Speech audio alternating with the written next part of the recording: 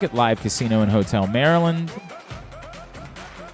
That's where you want to be for Game 6 of the NBA Finals tonight, 9 o'clock. If there is a Game 7, Sunday night at 8, you're going to want to be in the Fanduel Sportsbook at Live Casino and Hotel. So many props available. I'm playing the one that Aaron Oster gave us the other night with Marcus Smart, combined points and rebounds over 20.5.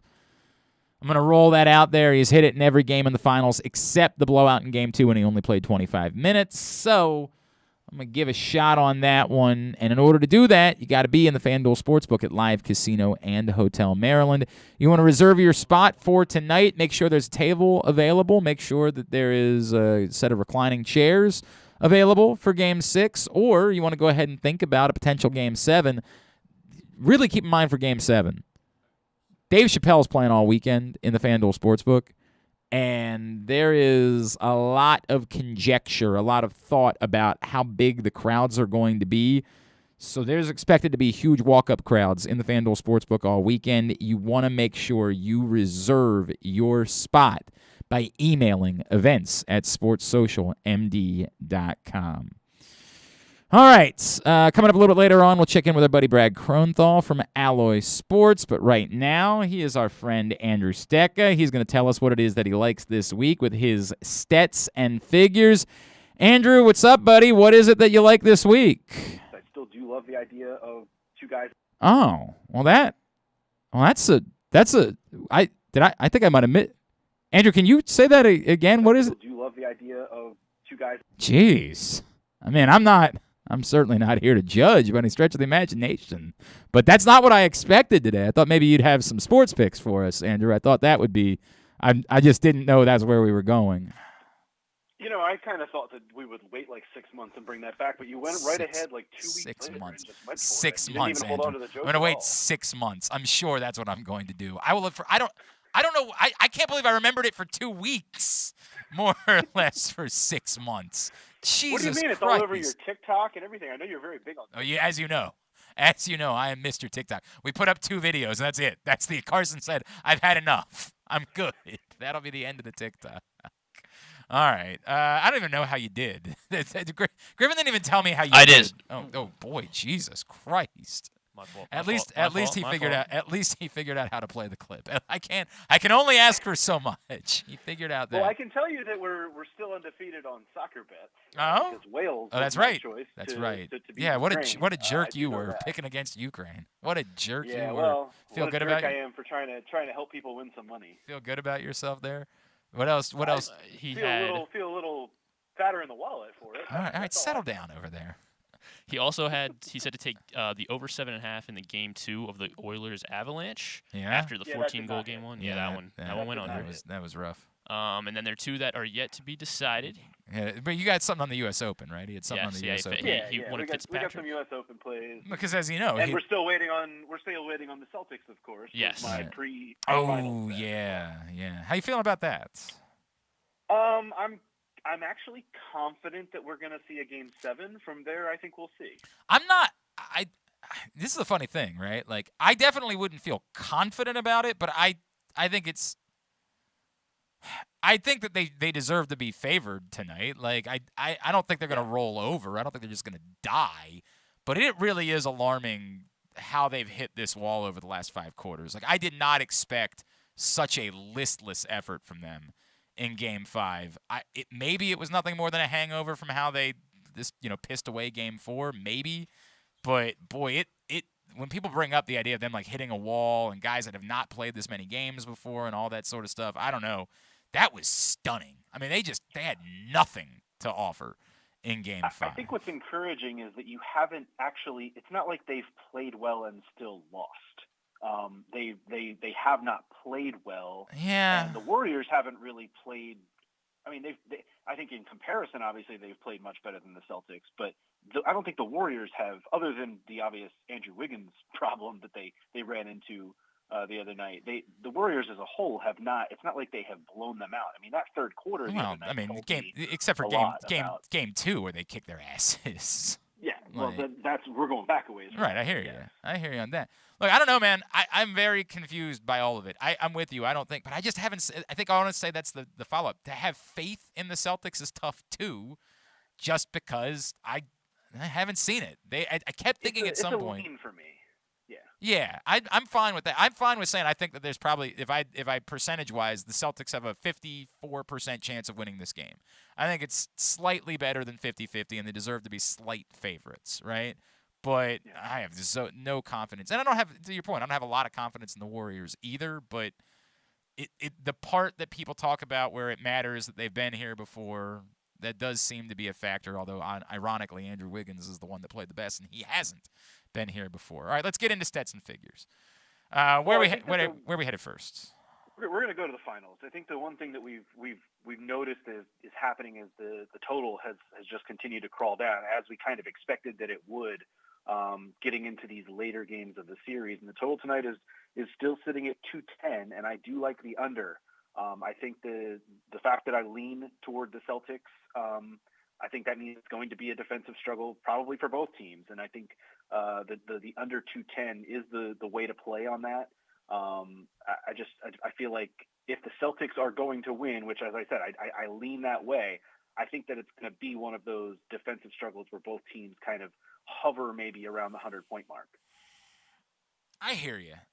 I hear you. I don't think I could bet it, but I hear you, right? Like if you said you have to bet it one way or the other, I go that route. I don't know, man. I have this weird, like, I almost need like mathematical proof of something at this point in order to bet. Like, I'm gonna bet that stupid Marcus Smart thing, but outside of that, I don't know, man. Like, I'm just in a weird. This series is so weird to me. What, remind me what the number is? Say it again. 210. 210. Yeah, I mean, I get it. When they combined for 198 the other night. I get it. All right. Maybe you could talk me into that. Maybe you could talk me into it. What's the stupid Marcus Smart thing you're referring to? The 20.5, the combined points and rebounds that Aaron talked me into the other day, because he's hit it the number in every game except for game 2, which is when they got their asses kicked and he only played 25 minutes. I actually looked at Marcus Smart just on his points number, and I hadn't heard that. I love that idea. His points number alone, I lean toward an over. His points number set at like 15.5, and if you look at what he's averaged over 16 in the series, and that was with 2 points in game 2. Right. So like he's averaged 20 points a game in the other 4 games if you throw out game 2, which I know you can't just throw out a game, but you get I think you get the point I'm making. By the way, if you happen to like. And we talked about this again on Simply the Bets on Tuesday. If you still like the chances of the Celtics coming back to win the series, and admittedly, I don't think I would be comfortable betting that even with good odds at the moment. But if you do, if you happen to like that, and you look at that and say the Celtics 3-1 to win the series, all they got to do is win 2 games, and they've proven they can win on the road, I hear you. I feel like I would have to. I'm stunned by the MVP odds at the moment. I'm stunned. I'm floored by it. There is zero reason why Jason Tatum should be the Celtics' favorite among the MVP candidates at the moment. That makes no sense. And even if you say, well, Jason Tatum actually, if you really look at the numbers, he's kind of played better. The narrative is so important here. The narrative is Jason Tatum hasn't played well. Right. And so in voting for Finals MVP, and again, part of the argument might be, well, if they're going to win, he's going to have to play better. So that's the reason why he's the favorite. But looking at Jaylen Brown at 18-1 or Marcus Smart at 110-1, yeah. If you have this thought that the Celtics could come back and win the series, I would absolutely be dipping your toes in those waters, because Marcus Smart has been, again, outside of game 2, very consistent, and the narrative has been very significant that if they're going to win, it's going to be because of their defense and their size, and Marcus Smart is at the center of that, and he's played well offensively. Those odds make so little sense to me looking at the Finals MVP odds that I have. If you're going that route, and I'm not telling you to, because I don't think I could be comfortable betting the Celtics to win the series at the moment, but if you are, I got to throw a couple of bucks on either Marcus Smart or at least Jaylen Brown, because Tatum makes no sense. No, I totally hear you. Next, where are we headed next? We're going to stay with this game, actually. I'm going to give you a prop that I like, and it's funny. You bring up a lot of important names that would fit the Celtics narrative, but there's a point total that I looked at, and I thought, well, that seems a little low for me, and that's Al Horford. Al Horford really has not, aside from the one game, has not shown big point numbers, but he still ended up scoring 9 points in Game 5, even though the Celtics were truly horrendous. His over-under number is set at 9.5, and that's only minus 102.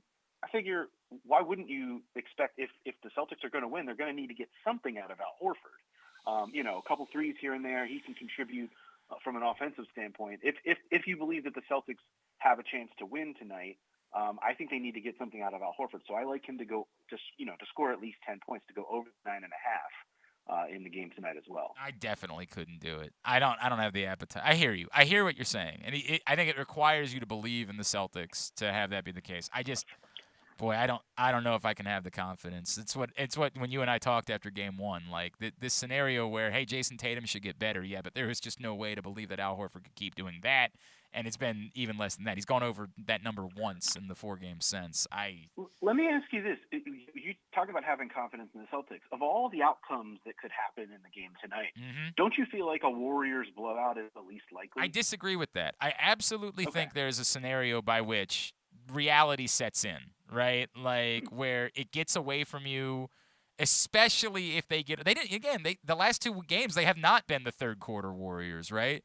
But if like the third quarter Warriors show up tonight and all of a sudden midway through the fourth quarter it's an 18-point game and you've made a couple little mini runs and it just hasn't, I don't know, the reality of the circumstances based on how they played poorly in the last game, I think sometimes that can come off in your body language, and it's just easy to say, hey, man, we gave it everything we had, we just don't have it, and it kind of gets carried away from there.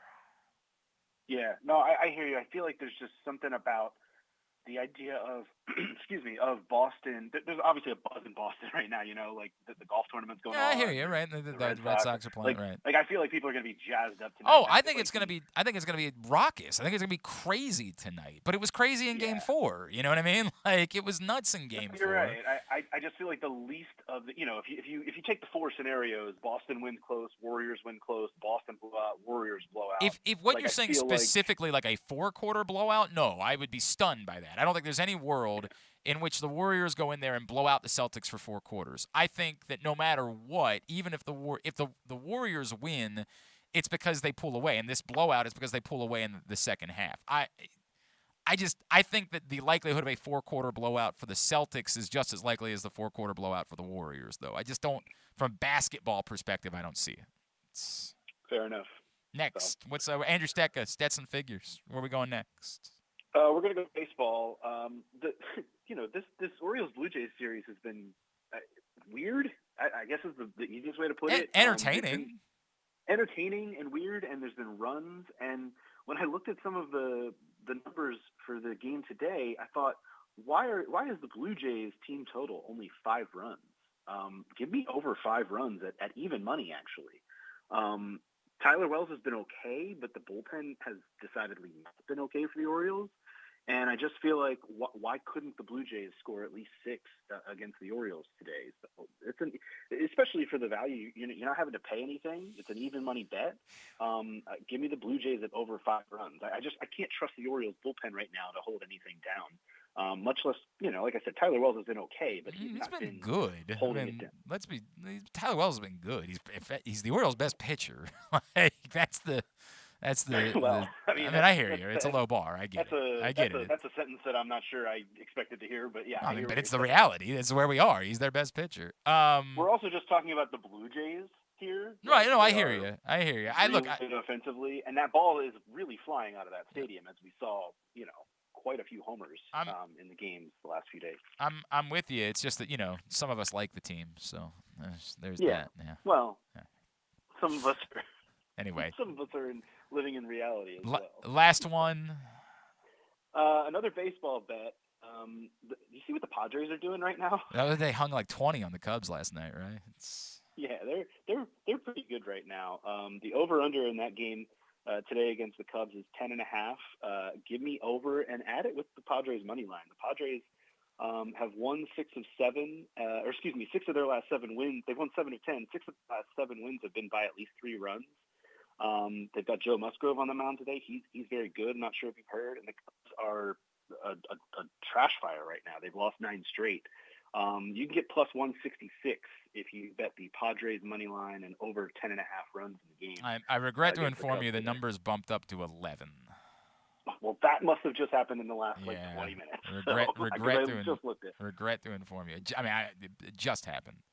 But regardless, I still like that. I like a lot of runs to be scored. And the Padres I guess here would be my question, right? If you're betting the over, why not bet the Padres to cover the 1.5? We're talking about the difference in one run at this point. Sure. Yeah, that's the way you could do it as well. I was just looking for a simple little same game to get you into the plus category. But obviously, you're going to be in that category anyway if you bet them minus the 1.5 as well. So. If you combine over 11 and the minus 1.5, you get plus 231. Yeah, that's even better. So even better than the 166, obviously, that I had written down. If you take out if you just bet the number now, it's plus 189 on over 11, which is minus 110 now, and the minus 174 on them on the money line. So there's it was 115 at 10.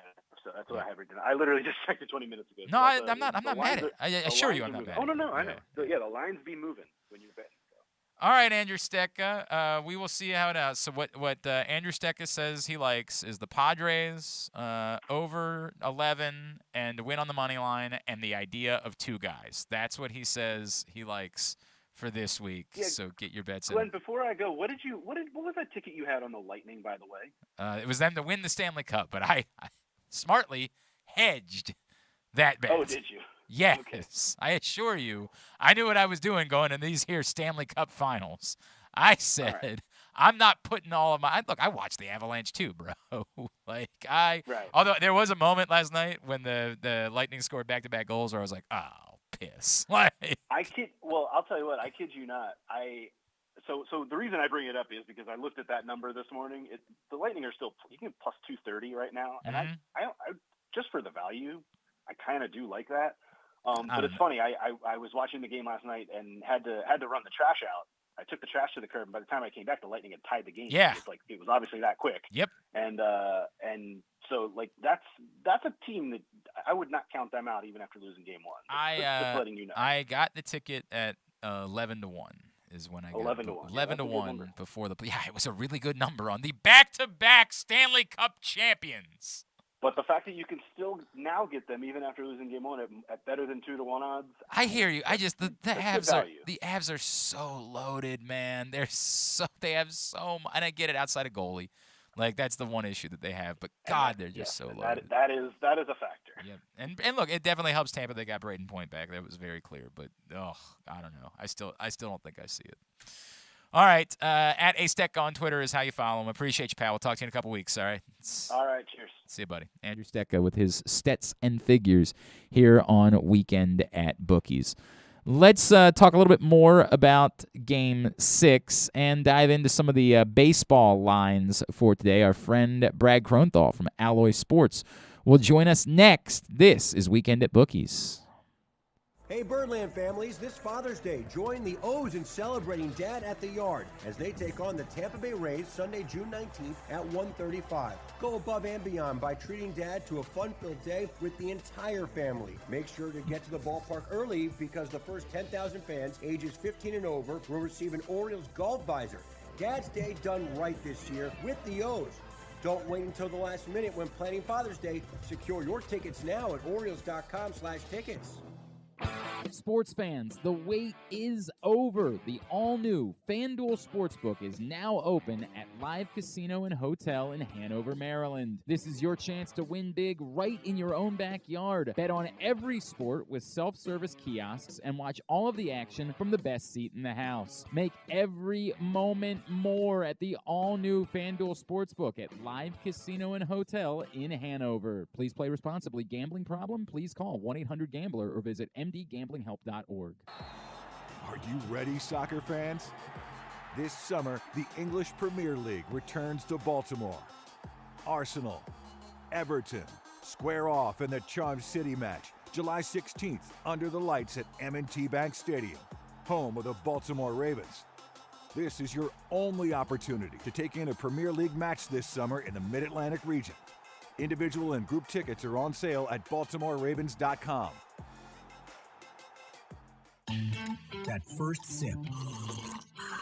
That first bite. Start your day off right with a delicious breakfast at Royal Farms. Choose from a fantastic selection of fresh Royal Farms breakfast sandwiches and top it off with a rich hot cup of the freshest coffee in the world. At Royal Farms, breakfast is available day and night. It's the freshest breakfast in the world. Real fresh, real fast. Royal Farms.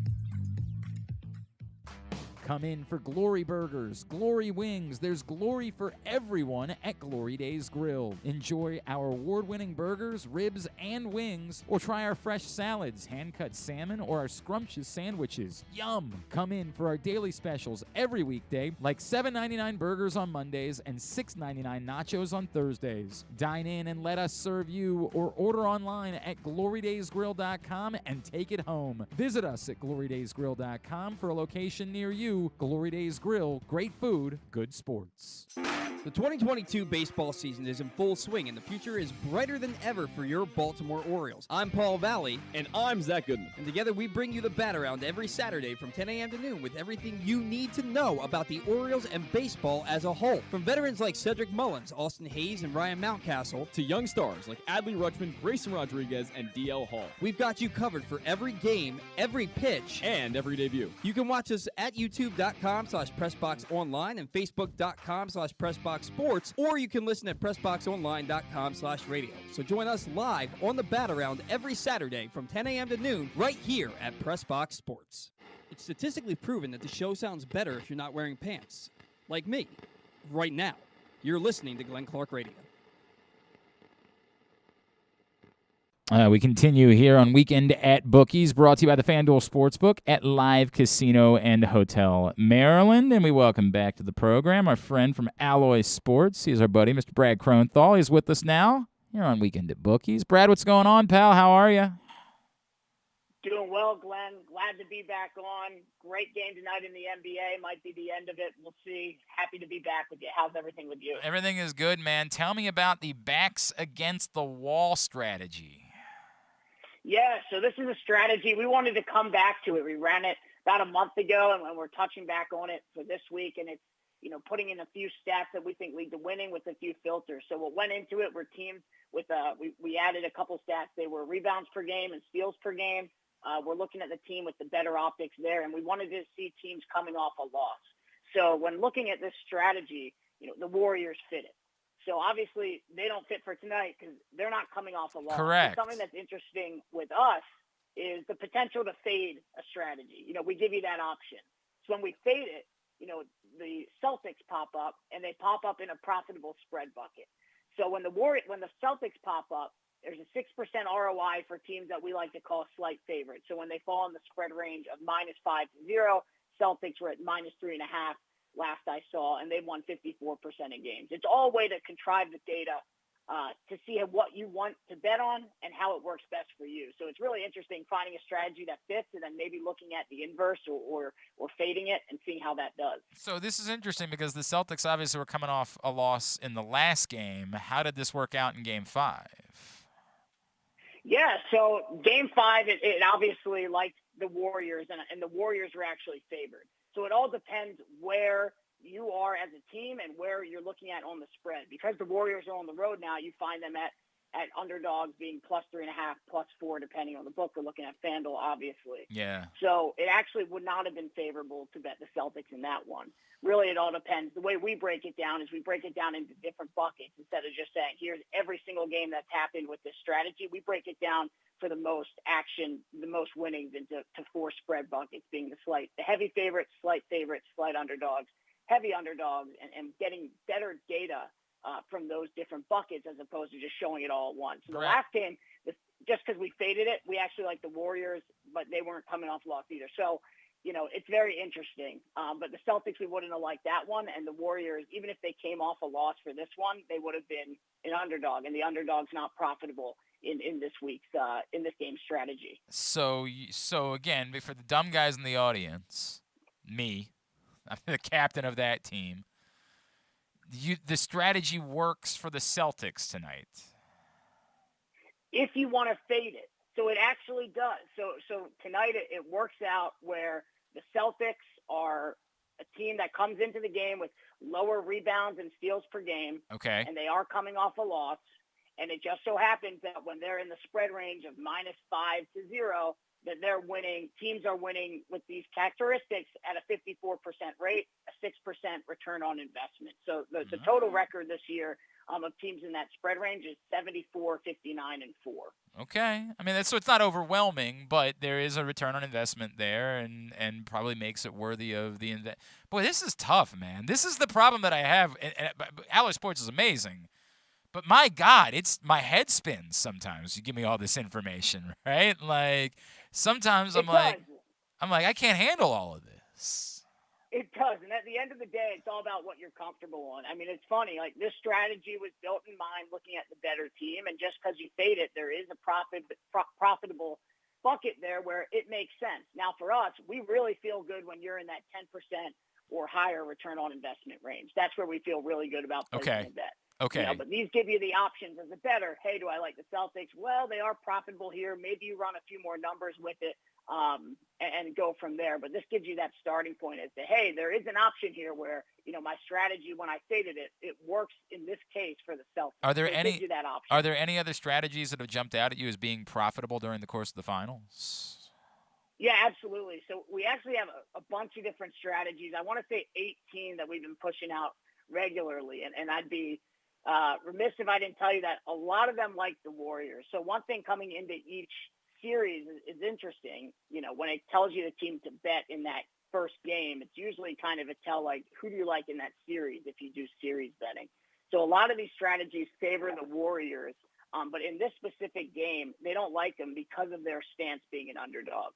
And that's not necessarily only on the Warriors, but basically the data when it comes to the stats first, rebounds and steals in this case. When you're the better team at rebounds and steals and you're a slight underdog, most teams are not profitable betting on in that slight underdog spread range. Okay. So for this game in specifically, a lot of the strategies favor the Warriors, but it's not in a profitable situation. Phew. All right. So, man, I don't know what to do now, Brad. I don't know what to do. Oh, man, I have to make a decision on my own. All right, let's take a look. Brad Kronthal is with us from Alloy Sports. Let's take a look at the baseball lines. What's jumping out at you for today's slate of baseball games? Yeah, there's two games that I like in particular. Let's start with the Padres and Cubs. Yeah. Ton of runs scored last night. San Diego has been crushing the ball. I like the under on the total. I like the under 10.5 at -105. Mainly because I really just love Joe Musgrove. I just see him going out there today and shutting down the Cubs. And you look at Schwarber, the pitcher for the Cubs, his first two starts, he gave up 2 earned runs in 12 innings. And his last start, he faced the Yankees, and they're the Yankees. So I think there's a combination there where Musgrove has a really good start, and Schwarber just does his thing, does enough to keep that total under 11. Wow, what was the number last night? Like 25. You and Andrew Stetka are on opposite sides of this one. He just tried to get me to bet the over. This does also play back to remember my getaway day thing. It is not for the Cubs. The Cubs stay at home, but the Padres have to head to Denver. And while Chicago to Denver is not the same as like going from Philly to San Diego, it's still like a real flight. This still does qualify in my getaway day thing, where you just wonder at some point, like, hey, we've got the game in hand. If it's a 7-2 baseball game at some point, maybe guys aren't up there necessarily putting together their bet. They're not looking for a big inning at that point because they're ready to get on a plane and get out of town.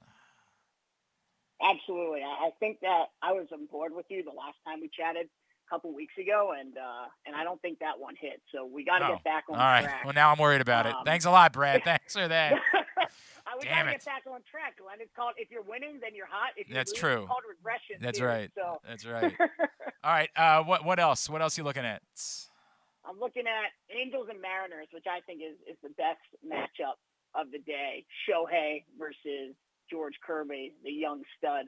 For the Mariners, I like Kirby's strikeout total. I'm looking at the over 5.5 strikeouts.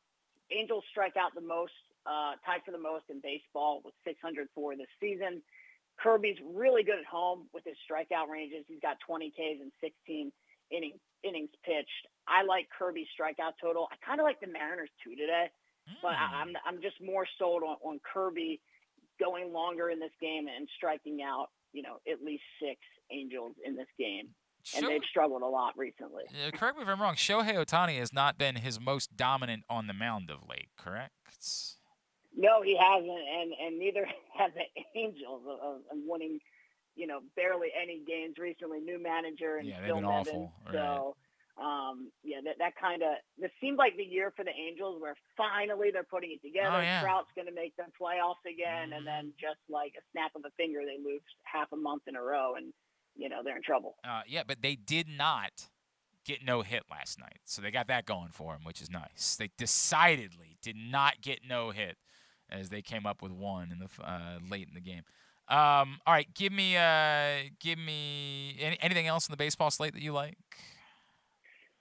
I'm looking at the O's today. I haven't bet it. The last time I put money on Kevin Gausman, he really did me dirty, and I just thought he'd get blown up, and he crushed the Red Sox. He had bad numbers at Fenway. So today he hosts the Orioles. Oh, it's so hard. I like the Orioles on the spread today. I'm just going to say it. Plus 1.5. Maybe it's a little homer. I just think they're hitting the ball well in Toronto. I think, really tough loss last night going into extra innings. I think they might keep this one close. I'm not going to – it's more of a fan in me saying that, but I like it. I think they're going to keep it close, potentially win today. I just think Gausman might get hit a little bit. You and our buddy Andrew Stetka. Definitely not a lock, Glenn. Definitely not a lock. Clearly. Well, I mean, how could it possibly? But what's more, what you don't know is that you and our buddy Andrew Stetka are very much on opposing sides of things today. We might have to figure out a way to get you guys in a steel cage at some point in order to handle your differences, because you're very much on the opposite side of things. All right, give everybody an update. Tell me about what they need to know about Alloy Sports. If they're not familiar, what is it that Alloy Sports is doing to make them better bettors? Yeah, absolutely. We let you come on to Alloy, build your own winning sports betting strategy really rapidly. 30 seconds or less. Pick stats that you think are important to winning. We're currently building out our football app this summer, so we're really gearing up for the NFL in the fall. But come on to Alloy now while the NBA is still in play and get your winning strategy for tonight. Could be the last game of the NBA final, so you definitely want to, when you bet it, you definitely want to have a better chance at winning. So come to alloysports.com and we let you do that. We'll show you all the numbers in real time. He is Brad Kronthal. Remind me where it is on Twitter, both Alloy and yourself. Yep, so you can follow us at Alloy Sports, and you can follow me at B_Kronthal. Hey, brother, appreciate you. We'll talk to you again in 2 weeks, all right? Looking forward to it, Glenn. That's Brad Kronthal from Alloy Sports joining us here on Weekend at Bookies, getting you ready for the weekend in sports betting. Just want to update some odds from the Fanduel Sportsbook. If you are headed down to Live Casino and Hotel Maryland this weekend, maybe you're going down for Dave Chappelle, you want to jump over and get a couple of bets in. Of course, the odds constantly changing for the U.S. Open, with Rory McIlroy currently tied for the lead. He still has a couple holes to play. I believe somebody is in the clubhouse. Callum Tarrant is in the clubhouse at 3 under. McIlroy tied at 3 under. He has now become a significant favorite to win the U.S. Open, plus 380, with Justin Thomas at 12-1 and Jon Rahm at 16-1. So is Scottie Scheffler behind him. But Rory McIlroy, thanks to a strong round today, has become a significant favorite to win the U.S. Open in the FanDuel Sportsbook.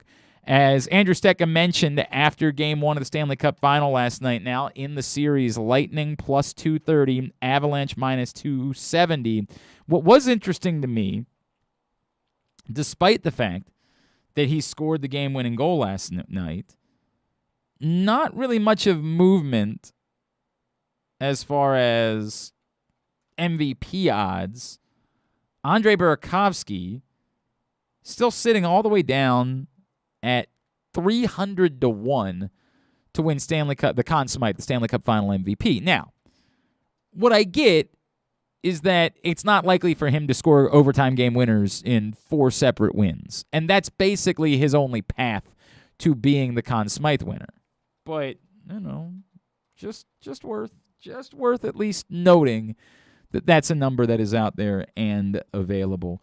And as I mentioned during Weekend at Bookies, going into Game 6 tonight, the Warriors minus 400 to win the series. If you like the Celtics, 3-1 for them to win the next 2 games and claim the title. And I'm telling you, if you do, think about the MVP odds, because Tatum at 4-1 does not make sense to me. Brown at 18-1, Smart at 110-1, far more enticing as far as Celtics bets. If you think they can come back and win Game 6 and Game 7, I don't get that number. I keep saying I know it would have to involve the thought being, if the Celtics are going to win both games, Jason Tatum has to play better. Fine, I hear you, but they won 2 games without that. And that does seem relevant to me, and there's a narrative that they're in this position down 3-2 in part because Jason Tatum hasn't played well. I just don't think that those numbers should look like that. I don't know exactly what they should be, but I don't think they should be that far separated from each other. I don't think Jason Tatum should be 4-1 while Jaylen Brown is 18-1 and Marcus Smart is 110-1. So I at least would think about dipping my toes in those waters as far as MVP is concerned. All right. I think that's going to do it for us. Thanks to Brad Kronthal. You know, I've been meaning, we used to do a segment at the end of the show with Paul. It was called Paul's Preposterous Prop. Next time we do Weekend at Bookies, we're going to come up with something for you, Griffin. We're going to put together some sort of crazy parlay or something like that. Okay. We're going to figure out something. I'll pick every single MLB game, and I don't know if that'll hit. Yeah. I don't know if we're going to do that. I don't know if we're going to do that. I want it to be like 3 legs that maybe have nothing to do with each other. We're going to figure out a way. We'll work on that. All right. Griffin's gratuitous grouping. Look at what I just did there. That's perfect. Look at God. Not saying that I'm God. You know what I mean, though. Griffin's gratuitous grouping. We're going to have you put together a parlay. 3-leg parlay each week.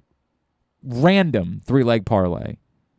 And see if we can't get one of them to pan out. All right? All right. If we get like 10 in and none of them have hit. I think I'm going to probably hit the first 10. No, stop. Settle. We'll see how it goes. All right, thanks to Brad Kronthal. Thanks also to Andrew Stetka. We'll be back on Tuesday for Simply the Bets. That'll be the next show. And again, if you are headed out to the Fanduel Sportsbook at Live Casino and Hotel Maryland for Game 6 tonight or Game 7, should there be a Game 7 on Sunday, make sure you email events@sportssocialmd.com in order to reserve your spot. I'm Glenn for Griffin and for Carson. This has been Weekend at Bookies. May the odds be ever in your favor.